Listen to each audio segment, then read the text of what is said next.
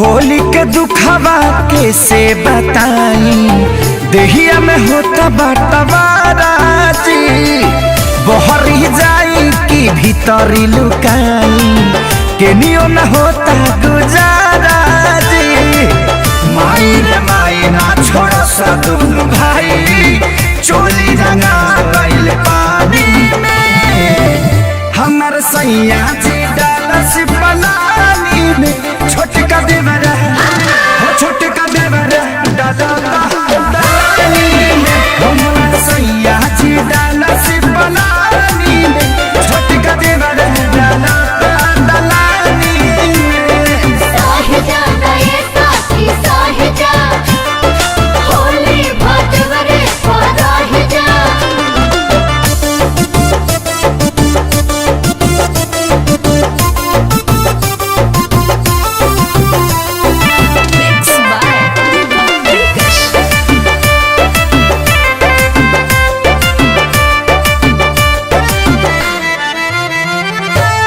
दहिया मर गईनी रंगवा से भर गईनी, डबल मरद के फेरा में पड़ गईनी।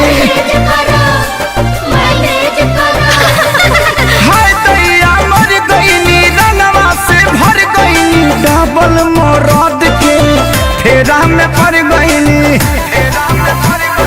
हाथ गईल साया भरे न पाया, दाग लगा देले बड़े साजवानी में, हमर सैया जी डालस पलानी में, छोटका देवरा छोटका देवरा डाला पलानी में, हमर सैया जी डालस पलानी में, छोटका देवरा डाला पलानी में।